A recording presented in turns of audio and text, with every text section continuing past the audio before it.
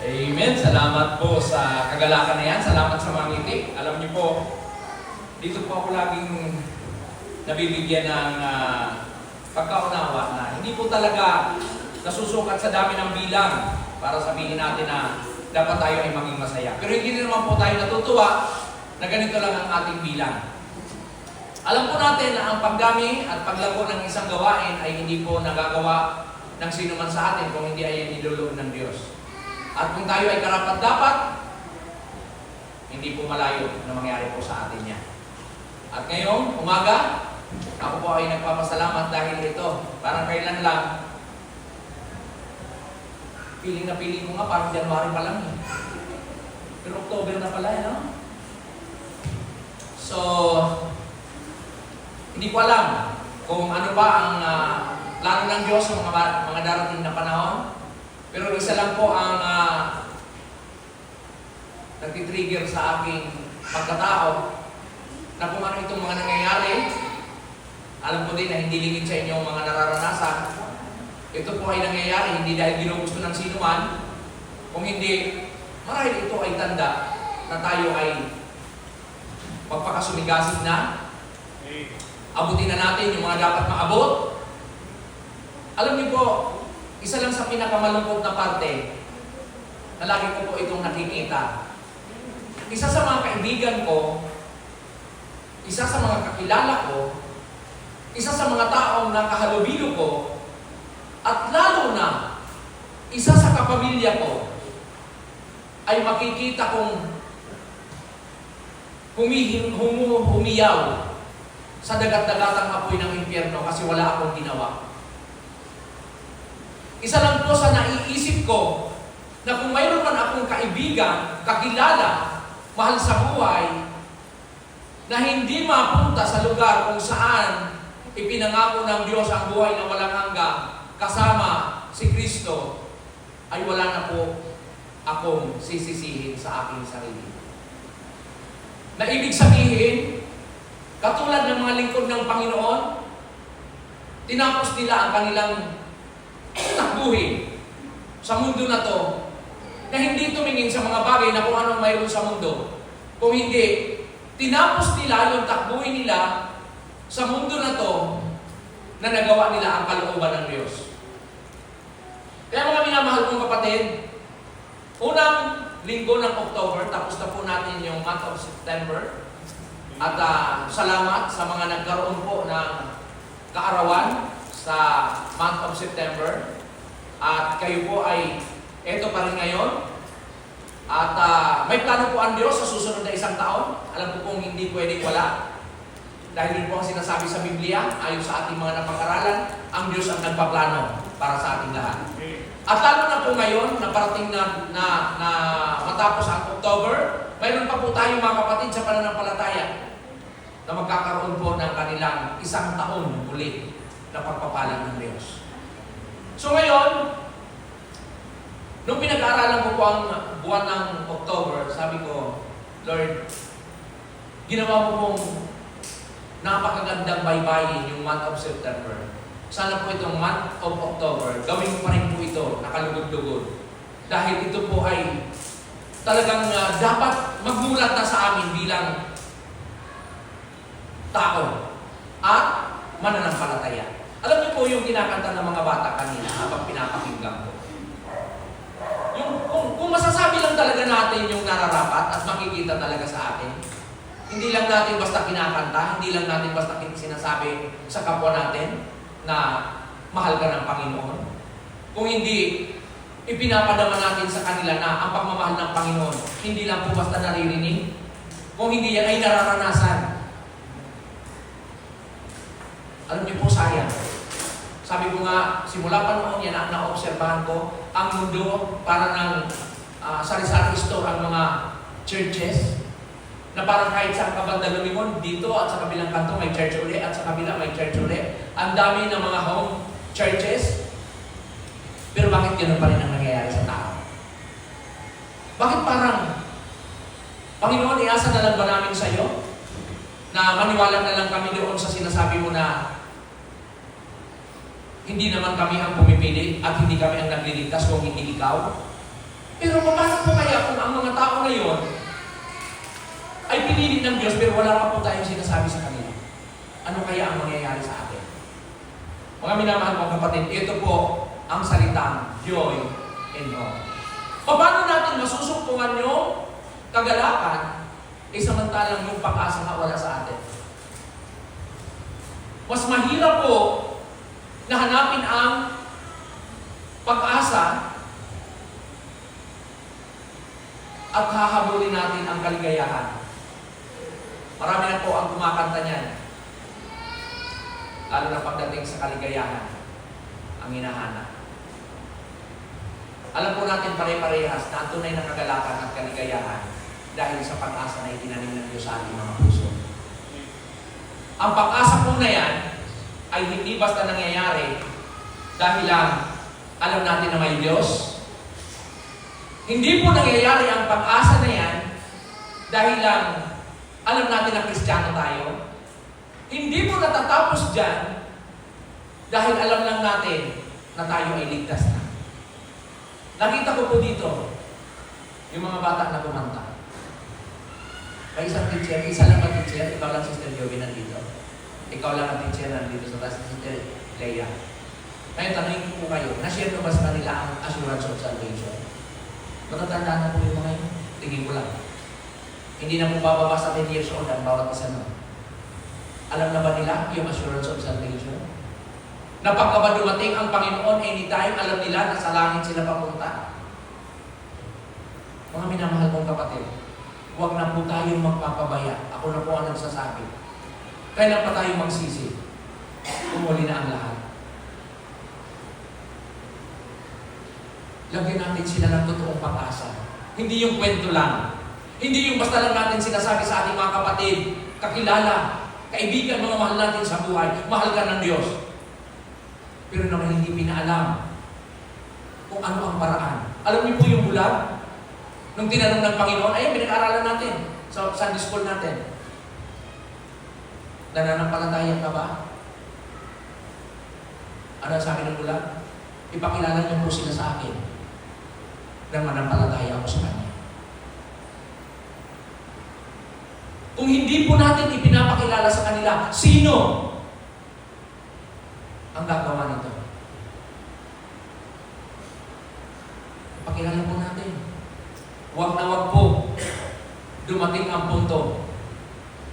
Mangyari pa sa atin yung nangyayari sa Revelation. Dadabukan mo ang iyong dibdib kasi wala kang sinabi sa kaibigan mo. Naglulupasay pala sa dagat-dagat ang apoy ng impyerno. Mga minamahal mong kapatid, hindi po aksidente na tayo ay naging Kristiyano. At hindi rin po ginusto natin na tayo ay maging mananampalataya. May mga taong nagsumika, nagpursige, at higit sa lahat tiniis ang kanilang mga naranasan para lang huwag kang mawala sa aklat ng buhay. Ano ba ang gusto mong mangyari? Sapat na ba ang sabihin natin sa kanila? O dapat natin ipaalam? Sabi po ng Matthew chapter 28, verse 18 to 20. Turuan, ibahagi sa kanila, gawing disipulo at bautismuhan. Nakikita po natin ang church natin. Alam niyo po, ito ang pinakamasarap na parte. Na kung dito man tayo nagsimula ngayon at dito tayo magsisimula, patapos na naman po yung taon. Patapos na. 2026 na po, next year. October, November, December. 3 months na lang. Hindi ba kaya natatanong natin ang sarili natin? Ito bang taon na ito, may bunga ba ako? Nailabas ko ba yung pag-asa na mayroon ako? Nabahagi ba ito sa kanila para magkaroon ng kagalakan sa kanilang mga puso? Isa po sa kagalakan sa buhay ko na mayroong mga kapatid tayo sa pananampalataya. Kahapon si Brother Nick humingi ng outline sa akin. Pastor, mamayang alas 3, mayroon po kaming devotion, fellowship, ako po ang mag-lead. Sobra po akong gala. Antimano, kahit nagdadrive ako, mahirap sa akin ang mag-chat. Pero sinabi ko po, padadala kita po yan ng message. Si Sister Leia, panalangin natin, parating din ang kanyang reunion sa pamilya. Priority po ang kaligtasan ng mga mahal sa buhay. Alam niyo po, kailan pa tayo magsisi kung ang lahat wala ng pagkakataon? Joy in hope! Yan sana ang maunawaan natin sa ating buhay. Ngayong umaga, talastas ng Diyos ang ating pagkaunawa kung sino ba talaga siya at kung bakit tayo nagbabalik-balik dito sa bahay-sambahan upang maunawaan natin ang tunay na halaga ng paghihirap ng Panginoon sa cross of Calvary. Sa Romans chapter 12, verse 12 hanggang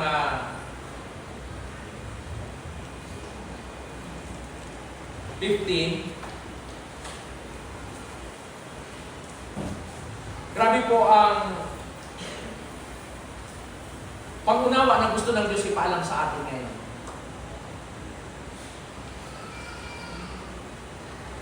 Dito po makikita ano ang sinasabing kagalakan sa pag-asa ng mga Kristiyano. Ayun. Ano ang sinasabing kagalakan sa pag-asa ng mga Kristiyano? Simula po sa 12, makikita po natin, kung alam lang sana natin, ito hindi lang basta pinapakinggan, mga minamahal, na ang salita ng Diyos ay isinasabuhay. Alam ko po, wala akong magpapatumpik-tumpik sa umagang ito para sabihin, sa kanila. Verse 12 po tayo. Magalak kayo dahil sa inyong pag-asa. Magtiyaga kayo sa inyong kapighatian at palagi manalangin. Amang banal, sa umaga po ito, salamat. Sapagkat, alam ko Panginoon Diyos na ibinigay mo ang boses na ito ngayon. Dahil kung isang linggo, Panginoon Diyos, na hindi ganito. Alam ko po, Panginoon Diyos, na ang mensaheng ito ay dapat maunawaan sa pamamagitan ng banal na Espiritu. Pakalugin mo po, na itago mo po ang iyong lingkod, ihayag mo po ang iyong kapangyarihan, na kami ay bilang mananampalataya ay maturo sa mga aral na ito. Ano ba talaga ang layunin namin, Panginoon? Paano namin magagawa ang pag-asa ito? At makaranas kami ng kagalakan sa aming paglilingkod kung hindi namin ito magagawa at mananatili lang itong kwento sa aming mga buhay. Samahan po kami, Ama, at patuloy ng bigyan ng kaunawaan, bukas na puso at kaisipan. Na ito, Panginoon Diyos, ay matutunan hindi sa kanang mga bagay na kung ano ang mayroon sa mundo, kung hindi sa mga bagay na kung ano ang nais mo, dahil malapit na ang iyong pangako. Salamat o Diyos, at ikaw ay aming pinaparangalan sa pangalan ng Panginoon Jesus. Amen. At amen. Now, ang kagalakan dahil sa pag-asa ay ano sabi? Magtiyaga. Ayan o. Magtiyaga kayo sa inyong kapighatian. Mayroon bang kagalakan na walang kapighatian? No gods, no glory. Sabi ng iba. Na? Pero, alam natin na ang mundo ay sadyang ganyan. Sabi ko nga po kaninang umaga, kung obserbahan natin ang mundo, yung pagiging makasanlibutan nito, mga minamahal kong kapatid, hindi na po nakakatuwa. Bagyo, nakita natin kung ano ang dinaanan sa Masbate. Ano ba? Nakita natin ang lindol sa Cebu. At kahapon lang, sabi ni Buboy sa akin, hindi ko pa naman sana napapanood yun. Sabi niya pa parang naging Sodoma and Gomorrah yung Davao. 400 plus ba na bahay? Kita niyo po, hindi naman nabago. Nangyari na sa Hollywood, di ba?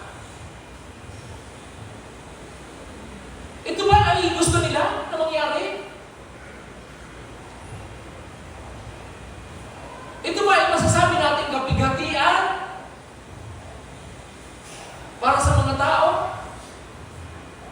At kung hindi pa po natin bibigyan ng pagkakataon ang mga sarili natin, alam niyo po, isa lang naman ang dahilan po.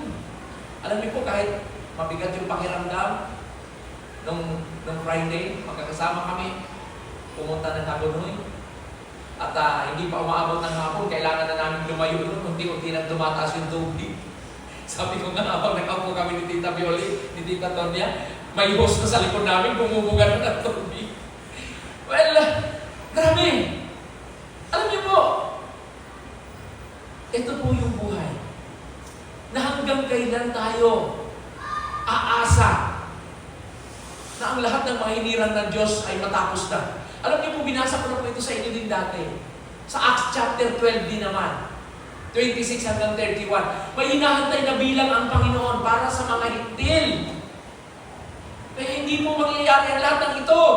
Baka isa sa kapamilya natin. Baka isa sa kaibigan natin. Baka isa sa mga kakilala natin. Pero wala pa rin tayong ginagawa. Verse 13.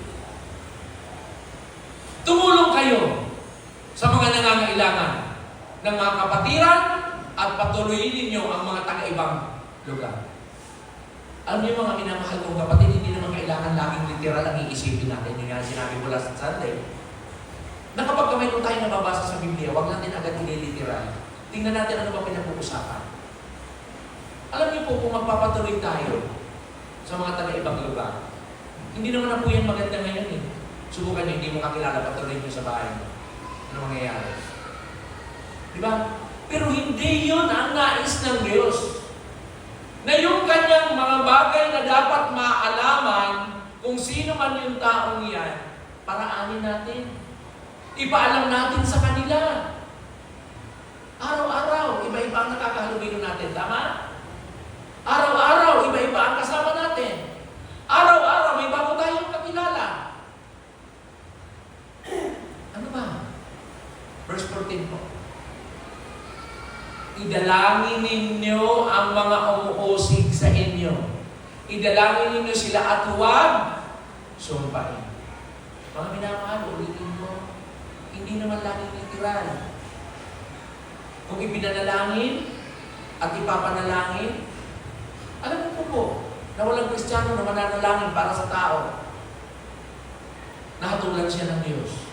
Wala pa pong alam na Kristiyano na nanalangin para usigin o isumpa ang kanyang kapwa.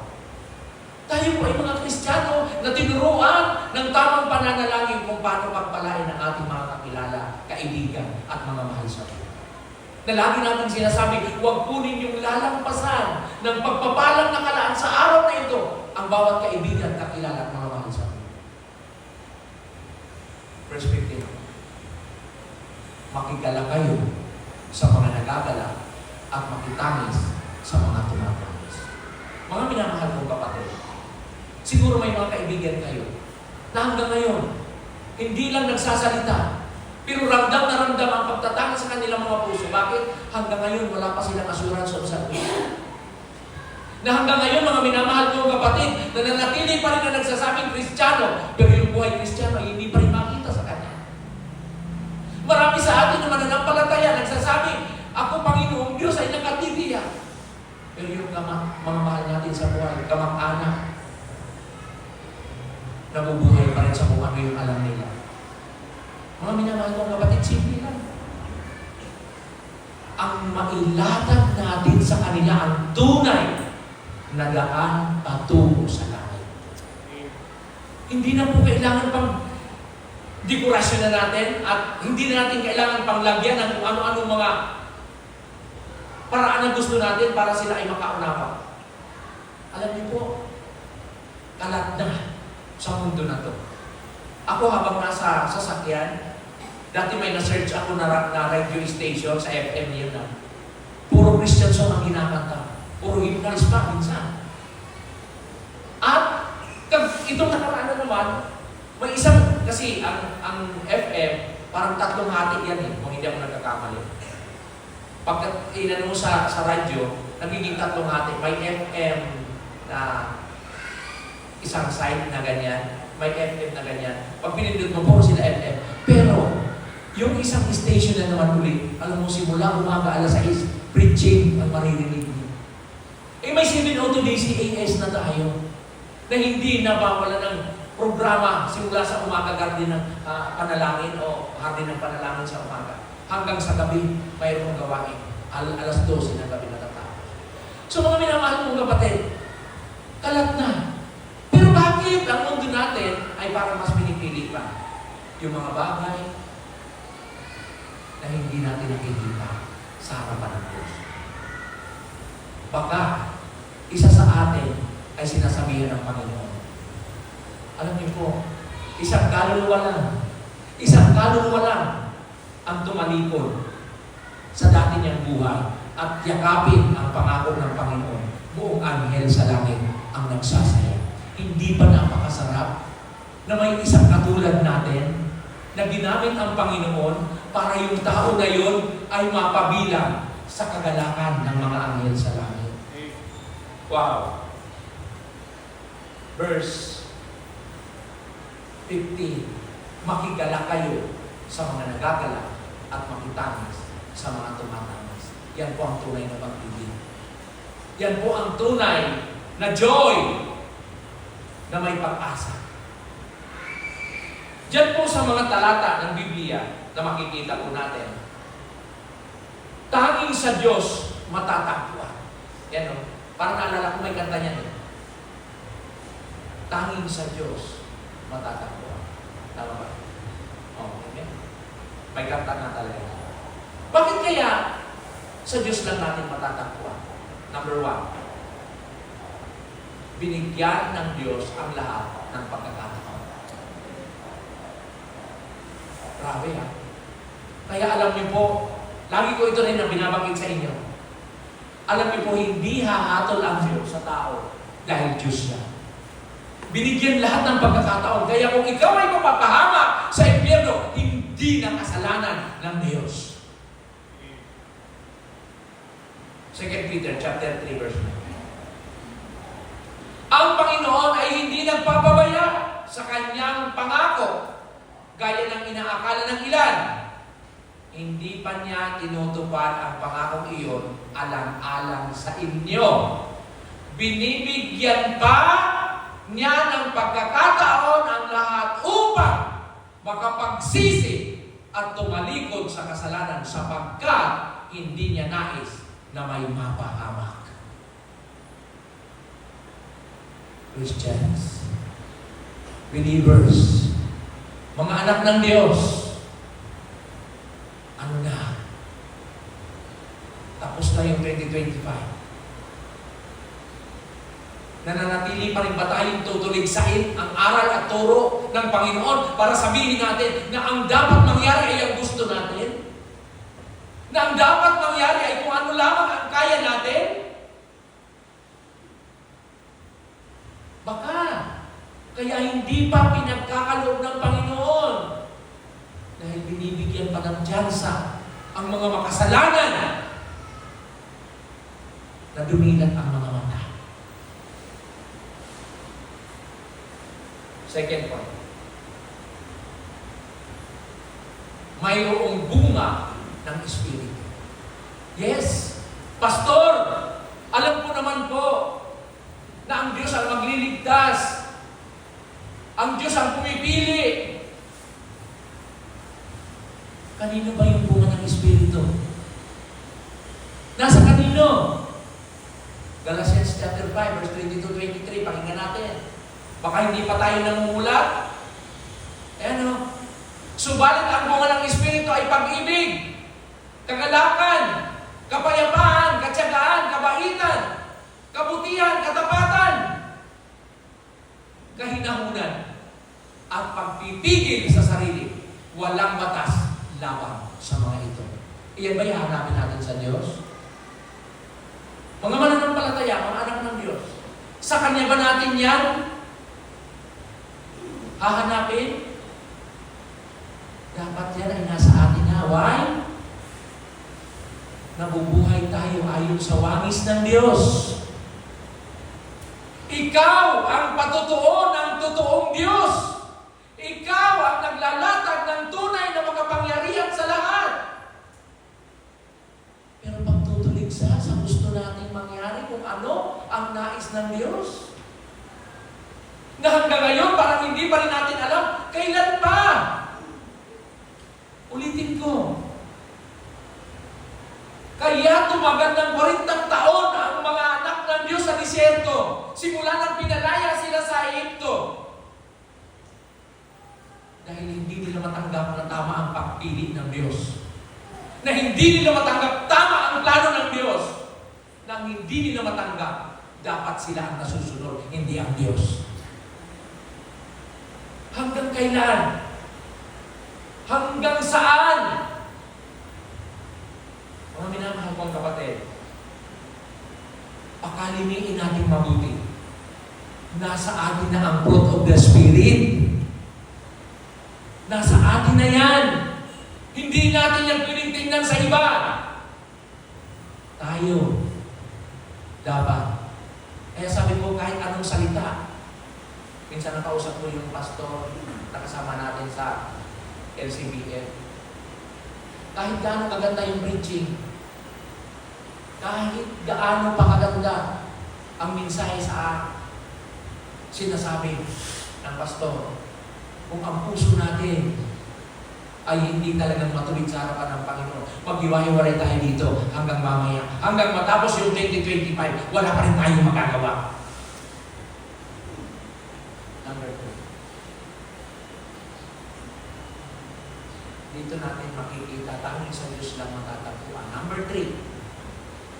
Kaligayahang walang hanggan at walang katulad. Gusto natin maging maligaya na walang katulad? Ito. 2 Corinthians chapter 4, verse 16 to 18. Dito namulat ang mga alagad ng Panginoon sa kanilang mga ginagawa. Kaya kahit sila nilalatigo, kahit sila ikinungulong, kahit sila pinapatay, ang kaligayahan ay hindi nawawala sa kanilang mga puso. Why? Verse 16. Kaya't hindi kami nasisiraan ng loob kahit na humina ang aming katawang lupa. Patuloy namang lumalakas ang aming espiritu araw-araw. Lumalakas ba? O nawawala na ng pag-asa? Asaan ang espiritu na tinanggap natin? Lagi na lang umiiyak. Kasi bakit? Hindi na nagagawa ang kalooban ng Diyos. Verse 17. Ang bahagya at panandaliang kapigatian dinaranas namin ngayon ay magbubunga ng kagalakan walang hanggan at walang katulad. Amen? Nagdadanas ka ba ng kapigatian? Napipersecute ka ba sa mundo na to? Na para bang hindi nararamdaman ang mga mabubuti mong ginagawa? Walang hanggan at walang katulad ng kagalakan na nakalaro sa iyo. Kaya, ang paningin namin ay, ito, pakinggan natin mabuti. Baka nasa mundo ang paningin natin, kaya hindi natin ito maranasan. Kaya, ang paningin namin ay nakatuon sa mga bagay na di nakikita at hindi sa mga bagay na nakikita. Sapagkat, panandalian lamang ang mga bagay na nakikita. Ngunit, walang hanggan ang mga bagay na di nakikita. Saan ka ba nag-iipon? Sa mga bagay na nakikita?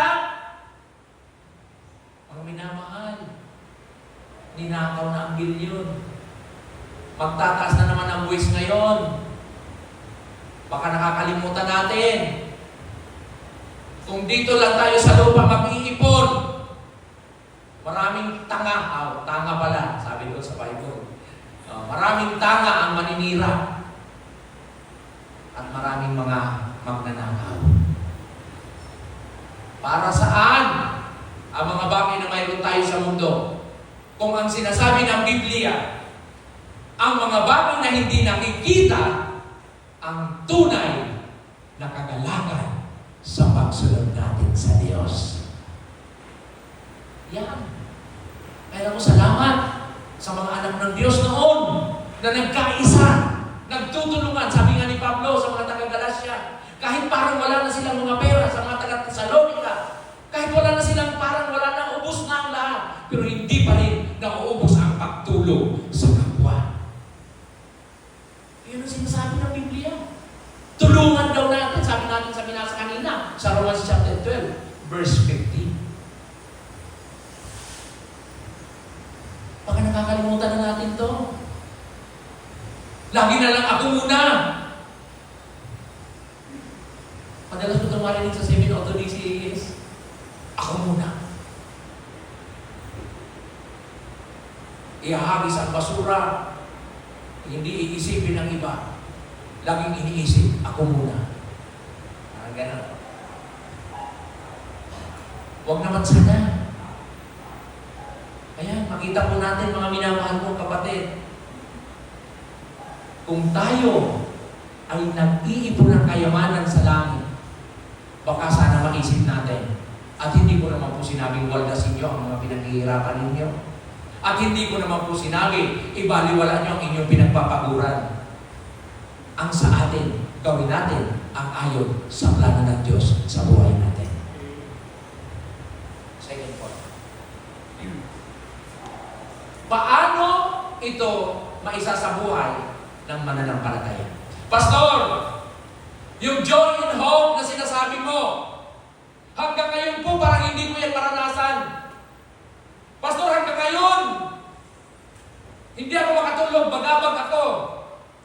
Dahil maraming nangyayari sa buhay ko na hindi ko kayang intindihin. Romans chapter 12, verse 16 to 18, ganito po ang sinasabi.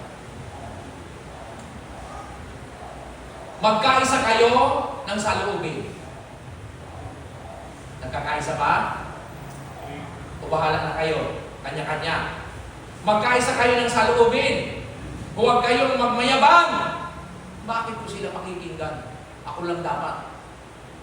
Ako ang pastor dito. Mayabang ha. Hindi wow. Ayan. Magkaisa kayo ng saloobin. Huwag kayong magmayabang. Sa halip, makisama kayo kahit sa mga kami-kami lang. Pag niyaya mo sa Jollibee yan, hindi nga nagbibigay. Gusto libre lahat. Kakainan kami dun sa lugawan. Nag-share-share naman. Pero si Tita Muli lang yata nagbayad. Grabe yun. Sorry naman po. You know, 17. Huwag ninyong gantihan ang masama. Sikapin ninyong mamuhay na marangal. Anong karangalan doon? Nag-ati-ati sa bubupay. Ang init pa naman. Salamat sa pumili. Alam niyo po, grabe. Itong Bible, no? Alam niyo, ang sarap mabuhay na mayroon kang kapayapaan. Amen? May kagalakan ka sa buhay mo. Na hindi ka nabubuhay dahil sa sarili mo. Sobrang sarap po na maglingkod sa Panginoon. Amen? Ayan. Verse 18. Hanggat maaari, makisama kayo ng may mapayapa sa lahat ng tao. Pastor, tapos na preaching. Naintindihan mo naman. Pero hindi ko talaga matanggap. Sama kasi ng ugali niya eh. Asan ang kapayapaan? Asan ang mapayapang buhay? Pag yung pastor na to salita ng salita, parang ako yata pinapatama. Wala pong ganun. Alam niyo po mga minamahal, sabi ko po sa inyo noon pa, nag-umpisa pa lang ako dito, bago pa kayo, ako na ang dinudurog nito. Eh kung hindi ko sasabihin, sabi sa Sunday School kanina, sino ang magbubukas para sa pastor? Sino? Ang mabuting pastor ang Panginoon. Pag pumasok siya sa kanyang kawan, dumadaan siya sa pintuan at may nagbubukas sa kanya. magbubukas? Kung ang lahat dumadaan sa bintana. Aba, mag-ingat tayo. Baka yung pag-aakala natin na tayo ay kasama sa kawan ng Diyos, baka tayo isa sa mga tulisan na nagkakalat ng mga tupa. First point, gumagawa ng may pagkakaisa. Sabi dyan, gumagawa ng may pagkakaisa. Sana po hindi nagkakawatak-watak. Ang lahat ng nalalantad ay naliliwanagan. Amen ba? Lantad ba tayo? O hanggang ngayon, naglilihim pa rin tayo? Nakatago pa rin tayo sa dilim. Na parang piling pa rin natin. Piling lang naman. Ayan o. Ang lahat ng nalalantad ay naliliwanagan. Ephesians chapter 4, verse 11 to 13. At binigyan niya ang ilan ng kaloob. May kaloob ba? O ang kaloob natin, ano na lang, ano ang tawag nito? Tumalima na lang ng tumalima sa kung ano ang gusto ng mundo. At binigyan niya ang ilan ng kaloob upang maging mga pastor. O mga apostol pala, sorry naman. Ang iba naman mga propeta, ang iba'y evangelista, at ang iba'y pastor at guro. Hindi po, isa lang talaga ang marami. Ginagawa niya ito upang ihanda sa paglilingkod ang lahat ng mga banal para sa ikatitibay ng katawan ni Kristo, ang Iglesia. So tingnan po natin, marami na rin beses natin itong nababasa, marami na rin natin beses ito naririnig. Pero ano kaya tayo dito? Saan kaya ako bahagi dito? Hindi. Praise and worship lang ako, kakanta lang ako. Bahala na sila sa buhay nila. Yan na. Verse 13. Hanggang makamta natin ang iisang pananampalataya at pagkakakilala sa anak ng Diyos at maging ganap ang ating pagkatao ayon sa pagiging ganap ni Kristo. Sa tingin ba natin, yung pabalik-balik natin dito sa church, ganap na ganap na ba tayo? Siya sabi na natin sa akin, hindi naman masama. Nag-aangat nga tayo o parang naghahantay nga tayo ng gantimpala. Tapos hindi natin sinasiyasat ang sarili natin. Mag-assuming lang tayo na may gantimpala tayo pero wala naman pala. Ito mga pamantayan para magkaroon ng gantimpala. Alina, hanggang makamta natin ang iisang pananampalataya. Hanggat ngayon, hindi pa tayo magkaisa, alam. Mayroon pa tayong dapat pagtalunan. At mayroon pa tayong dapat isa-alang-alang. At pagkakilala sa anak ng Diyos. At maging ganap ang ating pagkatao ayon sa pagiging ganap ni Kristo. Hindi sa kaganapan natin, hindi sa kaalaman natin, hindi sa kakayahan natin, kung hindi sa kaganapan ni Kristo. Kaya tayo naging miyembro ng church na ito. Next point po. Ayan. Malapit na. Pangalawa, ang napupuot sa kanyang kapatid. Wow. Hanggang ngayon ba naman mga Kristiyano, may mga ganyan pa ba tayong pag-uugali? Hanggang ba naman ngayon, mga minamahal kong kapatid, may ganyan pa rin tayong pakiramdam? Bakit ka napupuot sa iyong kapatid? Eh kung magkasama kayong titira sa langit, ano gusto mo? Yung bahay mo doon, tatasan mo yung bako? Tapos na po ang tirahan natin doon. Eh kung isang lugar lang pupuntahan natin, anong gagawin mo? Hindi yan pwede doon. Ayaw ko tingnan yun. Pagdating mo sa langit, ayaw mo siyang tingnan. Dahil, napupuot ka sa iyong kapatid. Pagdating sa langit, isang lugar lang tayo. At hindi ka nang pwede magbakod ng sarili mo. Grabe, kahapon, napag-usapan natin yun. Esmeralda. Ang mga poste. Diamond sapphire. Ang mga bakod. Yung gate mo, perlas. Sige nga, lantay na ginto ang aapakan mo. Lantay na ginto ang aapakan mo. Gagawa ka pa ng sarili mong kalalagyan? Hindi na. I-enjoyin mo na lang yan. Matthew chapter 5, verse 21 hanggang 22. Narinig ninyo na iniutos ng Diyos sa inyong mga ninuno. Huwag kang papatay. Ang sino mang pumatay ay mananagot sa hukuman. Ngunit, sinasabi ko naman sa inyo, ang sino mang napupuot sa kanyang kapatid ay mananagot sa hukuman. Para ka na rin palang pumatay. Kung napupuot ka sa iyong kapatid, para ka na rin pumatay. Ay mananagot sa hukuman. Ang humahamak sa kanyang kapatid ay mananagot sa Sanhedrin. Sa Sanhedrin. At sino mang magsabi sa kanyang kapatid ay bakit tahimik kayo?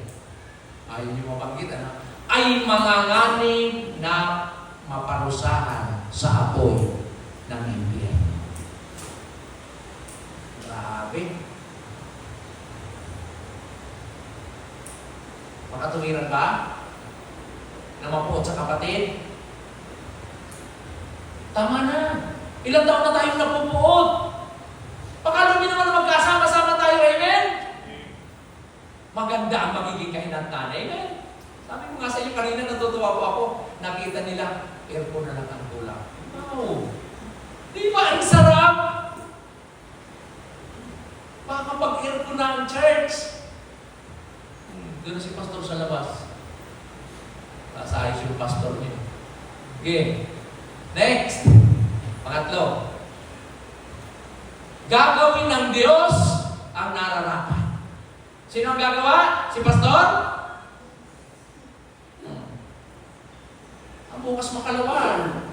Hindi na makakapasok yung pastor dyan. Hindi po ang pastor. Gagawin ng Diyos ang nararapat. 2 Thessalonians chapter 1, verse 5 to 6. Ayan.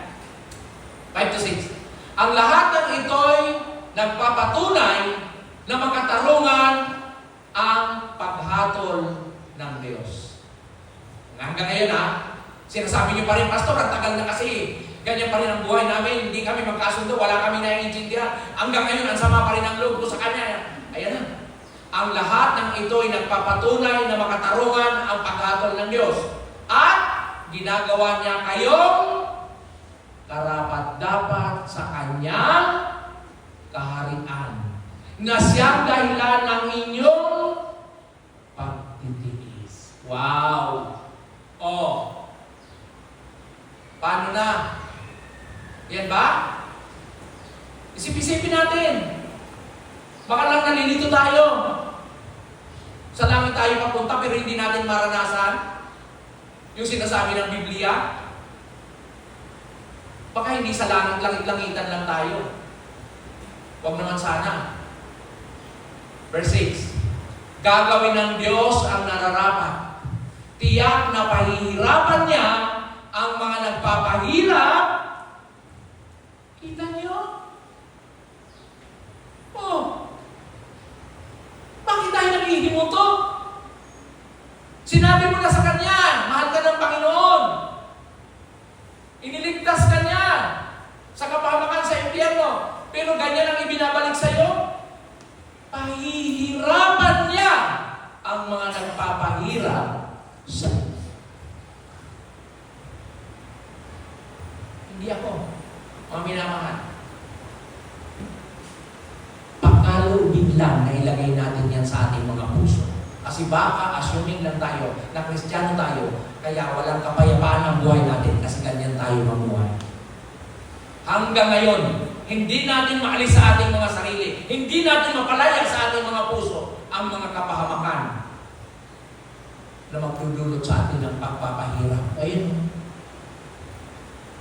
Grabe.